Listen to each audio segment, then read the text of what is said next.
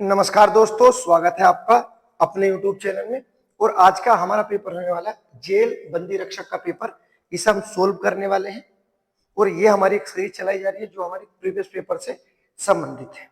इसमें आप क्वेश्चन देखोगे तो आपको पता चलेगा कि एग्जामिनर किस किस तरह से हमसे क्वेश्चन पूछता है। ठीक है, इससे पहले हम अपना पर्यवेक्षक का पेपर कंप्लीट कर चुके हैं, सीचपाल का पेपर, विधि सहायक के, फॉरेस्ट गार्ड के पेपर, पटवारी, ग्राम विकास अधिकारी और कनिक सहायक, ये पेपर हम अपने 7-8 अब तक कंप्लीट कर चुके हैं। यदि आपने पिछले पेपर नहीं देखे, आप पिछले पेपर देखो जो बहुत हेल्पफुल होने वाले हैं। ये आपके कम से कम नहीं तो 7-8 नंबर प्लस कर देंगे सिर्फ हिंदी में, अगर आप ये सब अपना कंप्लीट कर लेते हो। ठीक है, तो जुड़ो इस सीरीज से जो बहुत हेल्पफुल होने वाली है। शुरू करते हैं अपने पहले क्वेश्चन के साथ। जो हमारा पहला क्वेश्चन दिया गया है हजारी प्रसाद द्विवेदी से संबंधित है। और क्या पूछा गया है, हजारी प्रसाद द्विवेदी को उनकी किस पुस्तक पर साहित्य अकादमी पुरस्कार दिया गया था। हजारी प्रसाद द्विवेदी के बारे में बात की गई है, कौन से पुरस्कार, हिंदी साहित्य अकादमी पुरस्कार। बात कर लेते हैं हिंदी साहित्य अकादमी पुरस्कार के बारे में। किसकी स्थापना कब की गई थी, तो बताना 1954 में इसकी स्थापना की गई थी और यह सर्वप्रथम माखनलाल चतुर्वेदी को दिया गया था। ठीक है, बात कर लेते हैं हजारी प्रसाद द्विवेदी को किस पुस्तक के लिए दिया गया, तो बताना इन्हें आलोक पर्व के लिए दिया गया था। और बात कर लेते हैं आलोक पर्व के लिए कब यह पुरस्कार दिया गया, तो बताना 1973 में यह पुरस्कार इन्हें दिया जा चुका है। ठीक है, उसके बाद हजारी प्रसाद द्विवेदी को अन्य पुरस्कार के बारे में याद रखना। 1957 में इन्हें पद्म पुरस्कार भी दिया जा चुका है। ठीक है, तो याद रखना हिंदी साहित्य पुरस्कार और पद्म पुरस्कार, दोनों पुरस्कार आचार्य हजारी प्रसाद द्विवेदी को मिल चुके हैं। बात कर लेते हैं हजारी प्रसाद द्विवेदी के जन्म के बारे में। अगर बात करते हैं जन्म कब हुआ था, तो बताना 1907 में हुआ था। इसी समय महादेवी वर्मा का जन्म भी हुआ था। और बात कर लेते हैं मृत्यु कब की हुई थी इनकी, तो 1979 में इनकी मृत्यु होती है। ठीक है, उसके बाद में एक क्वेश्चन पूछा जाता है हजारी प्रसाद द्विवेदी से जो बहुत रिपीट होता है, आपने नाम सुना होगा कि कबीरदास को वाणी का डिक्टेटर किसने कहा था। तो आपको याद रखना है कबीरदास जी को वाणी का डिक्टेटर किसने कहा था, बताना हजारी प्रसाद द्विवेदी ने ही कहा था। सही है, तो कबीरदास को वाणी का डिक्टेटर किसके द्वारा बोला गया, बताना हजारी प्रसाद द्विवेदी द्वारा बोला गया था। हजारी प्रसाद द्विवेदी की बहुत रचनाएं आती है। ठीक है, जिसमें महत्वपूर्ण रचना जो आपको याद रखना, पहली आती है संदेश रासक, संदेश रासक। उसके बाद नेक्स्ट जो आती है एक कुत्ता और एक मैना, एक कुत्ता और एक मैना, एक कुत्ता और एक मैना। उसके बाद नेक्स्ट अशोक के फूल जो सदाबहार है,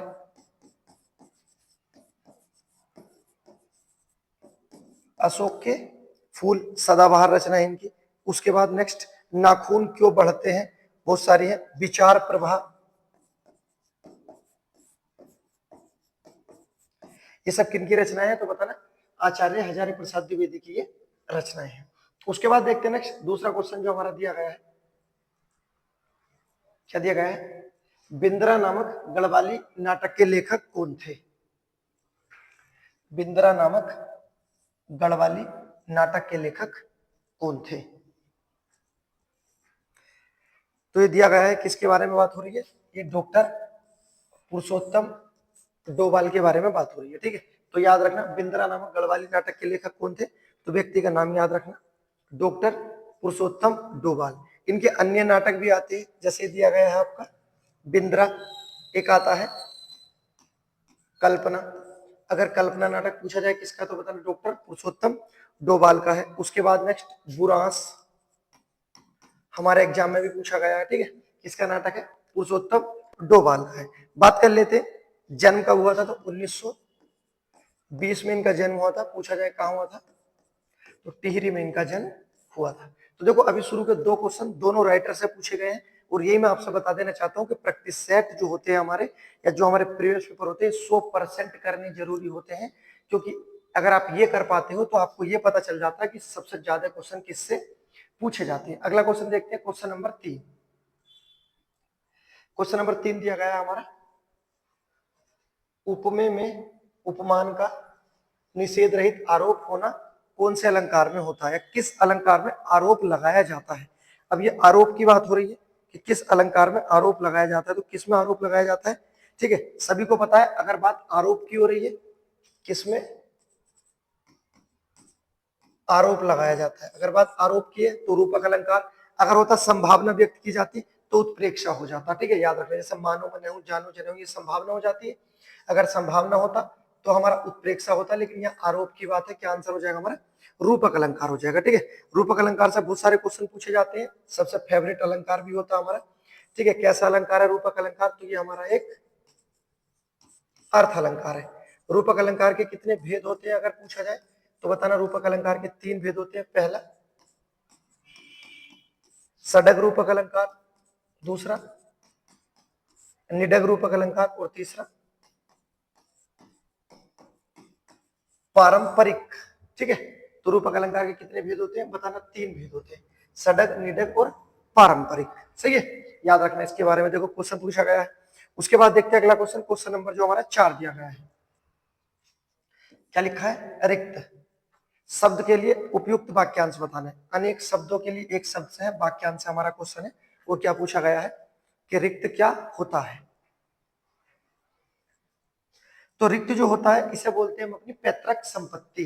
क्या होता है, पैतृक संपत्ति होता है। एक शब्द में इसे भी याद रखना, क्या होता है ये हमारा पैतृक संपत्ति होता है, जो पुरानी पीढ़ी द्वारा नई पीढ़ी को मिलने वाली संपत्ति होता है। ठीक है, अब ये संपत्ति की बात है तो ये जो पूरी लाइन लिख दी गई है इसका अर्थ क्या होता है, पैतृक संपत्ति।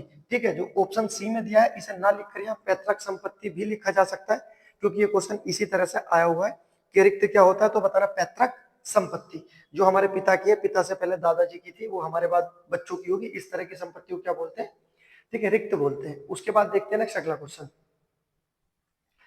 क्वेश्चन नंबर दिया गया है हमारा 5, और क्या लिखा गया है, बसंत की कोकिला मुहावरे का सही अर्थ बताओ। बसंत की कोकिला का सही अर्थ बताना। पहले तो आपको ये याद रखना है कि ये मुहावरे से क्वेश्चन पूछा गया है, और मुहावरा क्या होता है हमारा, तो ये हमारे वाक्य का अंश होता है। क्या होता है, वाक्य का अंश होता है। पूछा जाए मुहावरा कौन सी भाषा का शब्द है, तो ये हमारा अरबी भाषा का शब्द है। ठीक है, जबकि लोकोक्ति हमारा कंप्लीट वाक्य होता है, और लोकोक्ति हमारा संस्कृत का शब्द होती है। ठीक है, लोकोक्ति जो है संस्कृत में प्रयोग होती है, मुहावरे अरबी में। अब देखते हैं जो क्वेश्चन पूछा गया था हमारा मुहावरे से, बसंत की कोकिला मुहावरे का सही अर्थ बताना है, क्या होता है। तो इसका अर्थ होता है वैभवशाली का गुणगान करने वाला। क्या होता है, वैभवशाली का गुणगान करने वाला क्या होता है, बसंत की कोकिला। अगला क्वेश्चन देखते हैं, क्वेश्चन नंबर 6 जो हमारा दिया गया है, वो 6 क्वेश्चन पूछा गया है हमारा, पहाड़ी हिंदी का विकास किस अपभ्रंश से हुआ है। ठीक है, अब देखो ये अपभ्रंश के बारे में पूछा गया है, पूछा गया कि हमारी पहाड़ी हिंदी का विकास किस अपभ्रंश से हुआ है। अब अपभ्रंश के बारे में जो आपको याद रखना है, सबसे पहले तो आपको याद रखना है, और अब वाला जो हमारा सिलेबस आया है उसमें तो स्पेशल दिया गया है हिंदी का प्रारूप अर्थात पहला। ठीक है, अब तो यहाँ से क्वेश्चन बनने 100% होंगे, तो याद रखना अपभ्रंश का पहले तो याद रखना इसका कार्यकाल कितना होता है। अपभ्रंश का कार्यकाल कितना होता है तो बताना। 500 ईस्वी से 1000 ईस्वी के काल को क्या बोलते हैं, बताना अपभ्रंश काल बोलते हैं। ठीक है, उसके बाद इसका जन्मदाता किसे बोला जाता है, अपभ्रंश का जन्मदाता बोला जाता है आचार्य ब्याली नामक व्यक्ति को। आचार्य ब्याली नामक व्यक्ति को क्या बोला जाता है, अपभ्रंश का जन्मदाता। अपभ्रंश के बारे में अन्य जानकारी, इसका उपनाम क्या है, इसे बोलते हैं उकार बहुला। उकार बहुला किसे बोला गया, अपभ्रंश को। ठीक है, मेन बात करते हैं इसका शाब्दिक अर्थ क्या है, तो शाब्दिक अर्थ होता है टूटा हुआ, जो खंडित हो जाता, टूट जाता, अलग अलग हिस्सों में हो जाता, उसे क्या बोलते हैं हम? अपभ्रंश बोलते हैं। ठीक है, अर्थात जिसे पढ़ाया सिद्ध ना किया जा सके। उसके बाद नेक्स्ट क्वेश्चन पूछा जाता है कि भारतीय भाषाओं का विकास किससे हुआ है? तो भारतीय भाषा का विकास किससे हुआ है? भारतीय भाषा का विकास, भारतीय भाषा का विकास किससे हुआ है? तो बताना, अपभ्रंश से ही भारतीय भाषा का विकास हुआ है। ठीक है, तो देखो ये अपभ्रंश के बारे में वो क्वेश्चन है जो हमारे बनते हैं, और ये मैं आपसे बताता हूँ कि जब एक पॉइंट आ जाए तो उससे मिलते जुलते सब पॉइंट हमारे कंप्लीट होने चाहिए। अब बात कर लेते हैं, हमारा जो क्वेश्चन पूछा गया है कि हमारी पहाड़ी हिंदी का विकास किस अपभ्रंश से हुआ है? तो हमारी पहाड़ी हिंदी की बात है, किससे हुआ है? खस अपभ्रंश से हुआ है। ऑप्शन नंबर सी हमारा आंसर हो जाएगा। ठीक है, लेकिन अब पहाड़ी हिंदी या कल के दिन को ब्राचड़ भी पूछी जा सकती है, कुछ भी पूछा जा सकता है। बात कर लेते हैं कि ब्राचड़ अपभ्रंश से किसका विकास हुआ है? तो ब्राचड़ अपभ्रंश से सिंधी और पंजाबी का विकास हुआ है। ठीक है, और पहाड़ी हिंदी का खस से हुआ है। दोनों याद रखना, सिंधी और पंजाबी ब्राचड़ से आ जाएगा। उसके बाद जो हमारा सबसे महत्वपूर्ण अपभ्रंश होता है जिसे हम बोलते हैं शोरसेनी अपभ्रंश, सबसे ज्यादा क्वेश्चन इससे बनते हैं। और आप किस तरह से ट्रिक लगाओगे इसमें? पराग के शोरसेनी अपभ्रंश में कौन सी भाषाएं आती है? हमारी पराग। पैसे क्या है? पश्चिमी हिंदी। पैसे क्या है? पश्चिमी हिंदी। और रैस आ जाएगा राजस्थानी, और गैस आ जाएगा गुजराती। ठीक है, सब हो गई है, याद रखना। उसके बाद नेक्स्ट अर्धमागधी में बात कर लेते हैं। अर्धमागधी अपभ्रंश के अंतर्गत हमारी कौन सी भाषा आती है? अर्धमागधी के अंतर्गत हमारी पूर्वी हिंदी आ जाती है।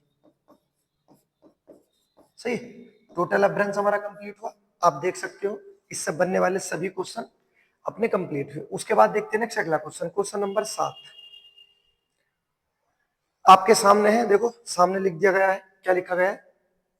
आपको बताना है सरकार शब्द किस भाषा का है। ये मैं बोलता रहता हूं कि ये शब्द हमारे आते रहते हैं, जैसे सरकार हुआ, और इसी के साथ हमेशा एक शब्द बोलता हूं, जैसे ही सरकार आ जाए एकदम एक शब्द आना चाहिए, सरदार। सरकार शब्द, उसके बाद सरदार। सबसे महत्वपूर्ण शब्द हमारा जो सबसे ज्यादा पूछा गया है कि हिंदी स्वयं किस भाषा का शब्द है। उसके बाद शादी, दिल, दिल के बाद गुलाब, रंग, जहर, चश्मा शब्द हमारे ही एग्जाम में पूछा गया है, चश्मा, यार, आवारा। ये सब कौन सी भाषा के शब्द है हमारे? कि सर ये सब हमारे फारसी भाषा के शब्द है। ठीक है, ऑप्शन नंबर डी हमारा आंसर हो जाएगा। कौन सी भाषा का शब्द है हमारा? सरकार, सरदार, सब तो याद रखना फारसी भाषा के। अब ये देखना आपको जो दिया गया है ऑप्शन नंबर बी में, यहाँ पूछा गया है पश्तो। तो पहले तो ये पूछा जाता पश्तो भाषा भारत में कहाँ बोली जाती है, तो बताना कि सर ये हमारे जम्मू कश्मीर में बोली जाती है। ठीक है, और पश्तो भाषा के शब्द जो हमारे एग्जाम में पूछे जाते हैं, जैसे पठान, पठान कौन सी भाषा का शब्द है? बताना, पश्तो। उसके बाद अखरोट, ये पठान, अखरोट। उसके बाद गुंडा, भड़ास। ये ऐसे शब्द हैं जो हमारे कई बार एग्जाम में पूछे गए हैं। ठीक है, तो पश्तो भाषा कहाँ बोली जाती है? जम्मू कश्मीर। इसमें सबसे महत्वपूर्ण जो शब्द है, जो दो शब्द है इसमें बहुत इंपॉर्टेंट है, आपको याद रखना, एक तो पठान और दूसरा अखरोट, हमारे एग्जाम में पूछे गए हैं। ठीक है, याद रखना। उसके बाद देखते हैं नेक्स्ट अगला क्वेश्चन, क्वेश्चन नंबर 8 में क्या दिया गया है? इसमें से हमें क्या पहचानना है? वर्तनी से क्वेश्चन है, और शुद्ध वर्तनी निकाल के देनी है हमें, कौन सा हमारा शुद्ध वर्तनी होगी। हजार बार रिपीट अगर आपने प्रीवियस पेपर करे होंगे तो मैं ये कह सकता हूं कि अगर कम से कम ये 500 बार नहीं आया है तो ये गलत बात है। 500 से ज्यादा बार ये क्वेश्चन आ चुका है। आप अगर प्रीवियस पेपर करके जाते हो तो इसका ये फिक्स होगा कि आपको 4 से 5 नंबर का फायदा अवश्य होगा, क्योंकि रिपीट क्वेश्चन जरूर आते हैं। सही है, अगला देखते हैं next question number 9। Question number 9 में क्या दिया गया है? प्रारूपण की विशेषता नहीं होती। पत्र लेखन से क्वेश्चन है, देखो हर टॉपिक से क्वेश्चन दिया। अब एग्जामिनर है तो सभी टॉपिक को आएगा, एक टॉपिक तो हो ही जाता है किसी में ज्यादा, लेकिन लगभग सभी आता है। प्रारूपण की विशेषता नहीं होती, क्या नहीं होती? बताओ। प्रारूपण की भाषा स्पष्ट होती है, ये तो होना आवश्यक है, ठीक है, तो ये तो बिल्कुल सही बात है, हमें तो गलत ढूंढना है। प्रारूपण की भाषा अलंकार युक्त होती है, तो कहने सर अलंकार युक्त नहीं होती, ऑप्शन नंबर बी हमारा आंसर हो जाएगा। न मुहावरों का प्रयोग किया जाता है, न अलंकार युक्त शब्दों का प्रयोग किया जाता है, ठीक है, जबकि प्रारूपण की भाषा विषय अनुकूल होगी, बिल्कुल सही है। उसके बाद सरल और स्पष्ट होनी जरूरी है, वो तो ए और डी में लिखा है, सरल और स्पष्ट होनी अनिवार्य है, बिल्कुल सही है। तो क्या हो जाएगा, क्या विशेषता नहीं है इसकी, अलंकार युक्त हो, ये नहीं है, ऑप्शन नंबर बी हमारा आंसर हो जाएगा। उसके बाद देखते हैं नेक्स्ट अगला question, question number 10। Question number 10 देखते हैं, जो हमारा दिया गया क्या है, इसमें से अशुद्ध वाक्य है। ये अब वाले हमारे सिलेबस में अलग से टॉपिक जोड़ा गया है, पहले बहुत क्वेश्चन कम देखने को मिलते होंगे आपको, ठीक है, कि जिसे बोलते हैं वाक्य शुद्धि टॉपिक। तो वाक्य शुद्धि अब इस वाले सिलेबस में जोड़ा गया है, जो अब आया है, ठीक है। अगर आपने अपना सिलेबस नहीं देखा, एक बार सिलेबस देखो, सही है।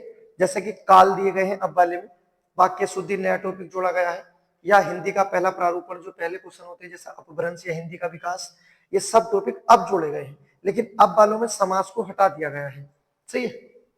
चलो देखो जो दिया गया है, इसमें अशुद्ध वाक्य पहचानना है, उसे वहां जाना ही नहीं था, क्या ये शुद्ध है या अशुद्ध, हमें तो अशुद्ध ढूंढना है। उसके बाद देखते हैं, उसके प्राण पखेरु उड़ गए, क्या ये अशुद्ध है। उसके बाद उन्नति के मार्ग में संकट भी आते ही हैं। उसके बाद प्रकृति की सुंदरता ने मेरा मन मोह लिया, कौन सा है इसमें अशुद्ध दिया गया है, और ये फिक्स है कि आप इसमें फंस गए हो। क्या दिया गया है, उसके प्राण पखेरु उड़ गए, क्या ये सही लिखा है, या उन्नति के मार्ग में संकट भी आते ही हैं, क्या दिया गया है, कौन सा रूप हमारा अशुद्ध होगा, ऑप्शन नंबर सी हमारा अशुद्ध हो जाएगा, ठीक है। अगला क्वेश्चन देखते हैं, क्वेश्चन नंबर 11, क्या दिया गया है, इसमें हमें पहचानना है कौन सा शब्द हमारा तत्सम नहीं है। तत्सम शब्द कौन सी भाषा के होते हैं, ये हमारे संस्कृत भाषा के होते हैं, जो उसी प्रकार जैसा संस्कृत में थे आज भी उसी प्रकार उठा लिए गए हैं, उसे क्या कहते हैं, तत्सम कहते हैं, ठीक है। और पूछा गया कौन सा शब्द तत्सम नहीं है। पहला दिया गया इक्षु, ये तो ईख का है, ये तो होना ही है। अगला दिया गया बी, प्रस्तर पत्थर का होता है। उसके बाद अद्य दिया गया है, और जोगी दिया गया है। तो जोगी जो शब्द है ये हमारा तत्सम शब्द नहीं है, तत्सम क्या होगा इसका, योगी होगा, ठीक है, ऑप्शन नंबर डी हमारा आंसर हो जाएगा। उसके बाद देखते हैं next question number 12। Question number 12 जो दिया गया है हमारा, इसमें क्या दिया गया है, इसमें से बहुब्री समास का उदाहरण नहीं है। बहुब्री समास का उदाहरण कौन सा हमारा नहीं होगा। क्वेश्चन पूछा गया है हमारा समास से। अब वाले सिलेबस में हमारे समास नहीं दिए गए हैं, जबकि ये जो पेपर है हमारा पहले हुआ था, इस वजह से क्वेश्चन पूछ लिया गया है, लेकिन आ सकते हैं, इतना कोई टफ भी नहीं होते, समास आसान है। पहले तो आपको ये याद रखना कि बहुब्री शुद्ध वर्तनी में पूछा जाता है, और ये शुद्ध लिखा हुआ है। पूछा जाए बहुब्री समास के कितने भेद होते हैं, तो बताना बहुब्री समास के 5 भेद होते हैं। पहला समानाधिकरण,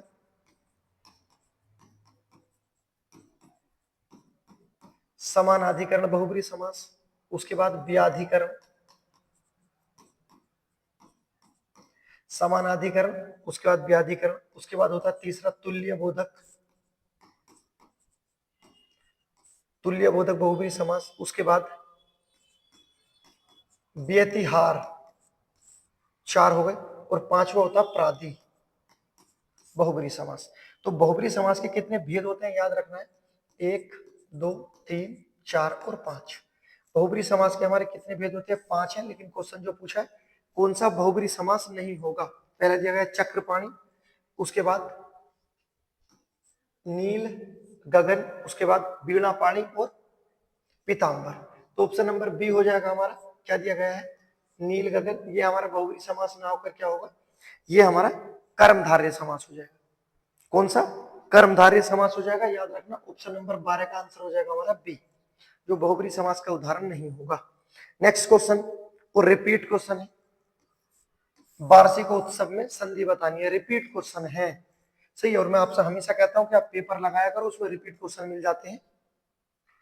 क्या आंसर होगा हमारा, क्वेश्चन नंबर 13 जो हमारा दिया गया है, कौन सी संधि होगी, गुण, दीर्घ, वृद्धि और यण सेम इसी प्रकार से पूछा गया है और ऑप्शन भी नहीं बदले हैं।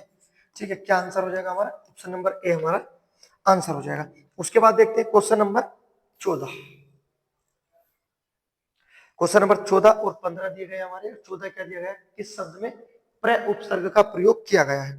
उपसर्ग और प्रत्यय से क्वेश्चन पूछे जाते हैं और ये हमारे एग्जाम में ही पूछा गया है। उपसर्ग, कौन सा उपसर्ग पूछा है? प्र उपसर्ग पूछा है। ठीक है, पहले तो आपको ये याद रखना उपसर्ग के जो हमारे यहाँ एग्जाम में कुछ पूछे जाते हैं कितने भेद होते हैं, तो बताना 3 भेद होते हैं। पहले जो माने गए हैं संस्कृत के उपसर्ग, दूसरे माने गए हैं हिंदी के, और तीसरे माने गए हैं उर्दू के।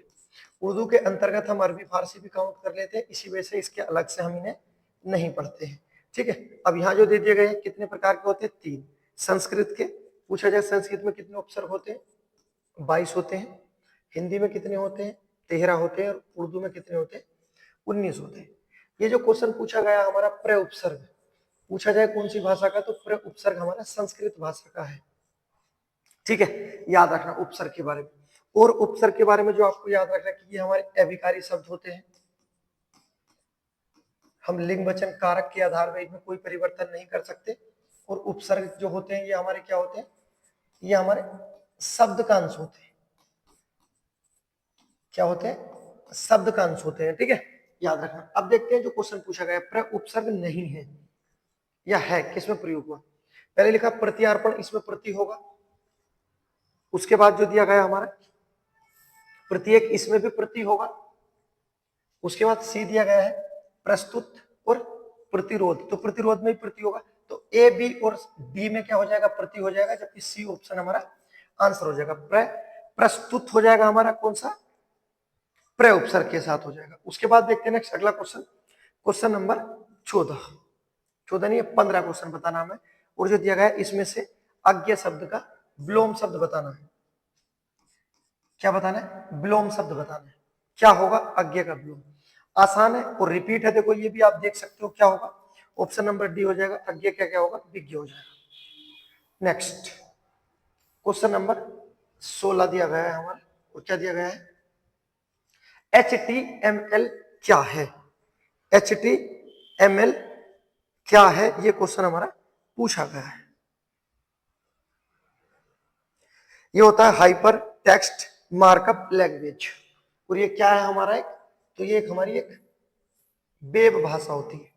ठीक है, याद रखना HTML रिपीट क्वेश्चन है। आप इसी पेपर में देखो 16 में से 6 रिपीट हो चुके हैं। क्वेश्चन पूछा गया इनमें से भाववाचक संज्ञा बतानी है। कौन सी संज्ञा? भाववाचक संज्ञा। भाववाचक संज्ञा को हम अदृश्य संज्ञा भी बोलते हैं, अर्थात ऐसी संज्ञा जो दिखाई ना दे। उसके बाद भाववाचक संज्ञा का जो निर्माण किया जाता है किस किस से किया जाता है, तो बताना। पहले तो भाववाचक संज्ञा का निर्माण हम संज्ञा से ही कर देते हैं। उसके बाद इसका निर्माण हम सर्वनाम से भी कर देते हैं। क्वेश्चन पूछा जाता है भाववाचक संज्ञा का निर्माण किस किस से किया जाता है, किससे नहीं किया जाता, तो संज्ञा से होता है, सर्वनाम से होता है, उसके बाद विशेषण से भी होता है, क्रिया से भी होता है और अव्यय से भी होता है। तो आपको जो याद रखना कि भाववाचक संज्ञा के जो आधार होते हैं जिनका निर्माण होता है 5 प्रकार से होता है। पहला, संज्ञा से भाववाचक संज्ञा बनती है। उसके बाद सर्वनाम से, विशेषण, क्रिया और अव्यय। इन 5 प्रकार से हमारी भाववाचक संज्ञा का निर्माण होता है। एग्जाम में क्वेश्चन पूछा जा सकता है, कई बार पूछा भी गया है। ठीक है, अब बात कर लेते हैं कौन सा हमारा भाववाचक संज्ञा, तो हमें पता है ऑप्शन नंबर ए हमारा आंसर हो जाएगा। ये हमारा भाववाचक संज्ञा है। जबकि जो दिया गया है हाथी, ये हमारा जातिवाचक हो जाएगा। गंगा हमारा व्यक्तिवाचक हो जाएगी और सोना हमारा द्रव्यवाचक हो जाएगा। ठीक है, जबकि भूख क्या हमारा भाववाचक है। अगला क्वेश्चन देखते हैं, क्वेश्चन नंबर 18। और आप ये देखोगे क्वेश्चन नंबर 18 पूछा गया है, तीसरे कवि का नाम आ गया है। कवि क्या पूछा गया है? बादल राग कविता किस कवि की रचना है? बादल राग से क्वेश्चन पूछा गया है और ये किसकी हमारी रचना दी गई है। ठीक है, इससे पहला और जो हमारा ठीक दूसरा क्वेश्चन पूछा गया था वो भी हमारे कवि से था। क्वेश्चन नंबर 18 भी हमारा कवि से पूछा गया है। तो इससे एक चीज पता चल जाती है कि अपना फोकस कवि पर होना बहुत जरूरी है। ठीक है, 100% क्वेश्चन आएंगे और 2-3 आएंगे, लेकिन आपका गलत नहीं होना चाहिए। अब तक हम 24 के 24 कभी अपने कंप्लीट करा चुके हैं और यूट्यूब पर डाल चुके हैं, आप उन्हें देख सकते हो। अब देखते हैं बादल राग कविता के रचनाकार कौन है। तो कौन हो जाएंगे हमारे सूर्यकांत त्रिपाठी निराला जी, इसका आंसर हो जाएगा। सूर्यकांत त्रिपाठी निराला जब पूछा गया तो इनके बारे में, तो इनका तो नाम ही निराला है। इनके बारे में जो आपको नाम याद रखना कि इन्हें क्या बोला जाता है, महाप्राण इन्हें बोला जाता है। ठीक है, निराला तो है ही, लेकिन इन्हें और क्या बोला जाता है, महाप्राण भी बोला जाता है। इनके बचपन का नाम आता है सूर्य कुमार। महाप्राण उपनाम है, जबकि सूर्य कुमार इनके बचपन का नाम है और आज इन्हें सूर्यकांत त्रिपाठी निराला के नाम से जाना जाता है। बात कर लेते हैं इनके जन्म की। तो 1896 में इनका जन्म हुआ था। ठीक है, बंगाल में जन्म कहाँ हुआ था, बंगाल में। बात कर लेते हैं मृत्यु कब हुई, 1961 में इनकी मृत्यु होती है। कहां पर, प्रयागराज में। हमारे कई पेपरों में हमारे कवियों की जन्म और मृत्यु पूछे गए, इसी वजह से ही बताया गया है। ठीक है, इनके बारे में जो आपको याद रखना है कि मेन चीज इनके बारे में, इनकी महत्वपूर्ण रचनाएं आती है। जैसे आती है रचना इनकी अप्सरा। सूर्यकांत त्रिपाठी निराला की रचना कौन सी आती है, अप्सरा।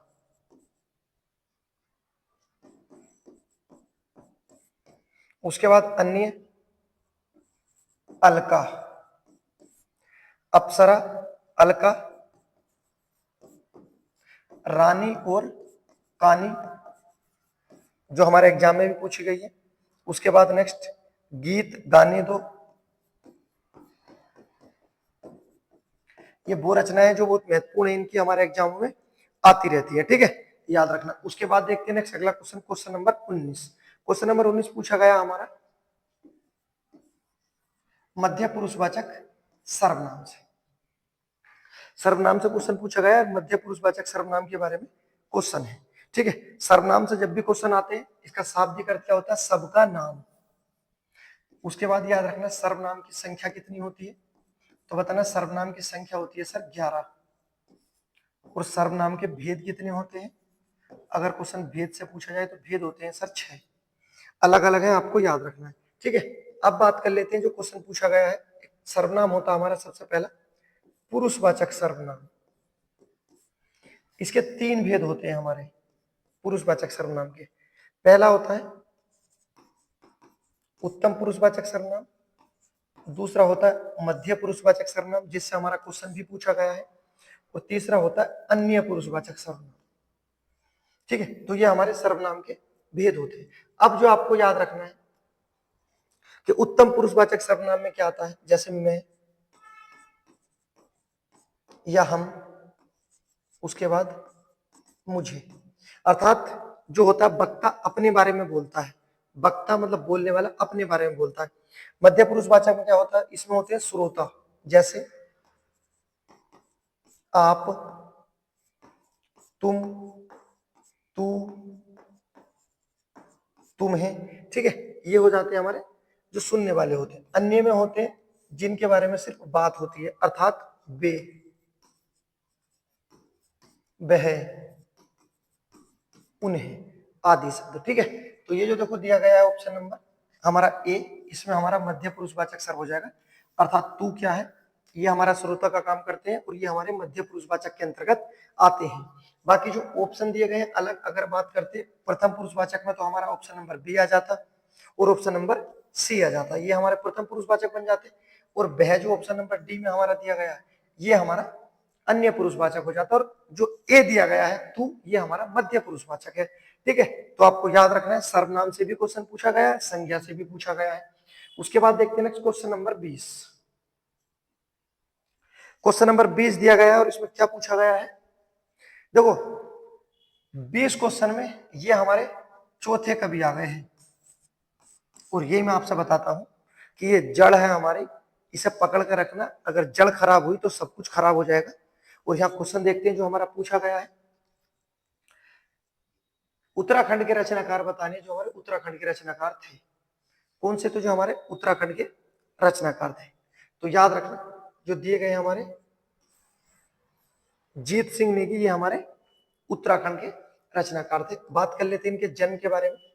तो 1925 में इनका जन्म हुआ था, ठीक है, पौड़ी में, और मृत्यु कब होती है? 2020 में इनकी मृत्यु हो जाती है, ठीक है। विशेषता क्या थी, उपलब्धि क्या थी? तो ये लोक संगीतकार थे, ठीक है, लोक संगीतकार थे, और इनका संबंध उत्तराखंड से, और यही हमारा क्वेश्चन पूछा गया है, ठीक है। ऑप्शन नंबर डी हमारा आंसर हो जाएगा। उसके बाद नेक्स्ट आपसे क्वेश्चन पूछता हूं, आपको बताना है कि क्वेश्चन ये है, रचना के आधार पर विशेषणों के भेद। रचना के आधार पर विशेषण के भेद बताने की आपके लिए गिव अवे है। अगर देखो वीडियो पसंद आई तो लाइक करें, सब्सक्राइब करें। उसके बाद मिलते हैं एक और जोरदार वीडियो के साथ, तब तक के लिए गुड बाय।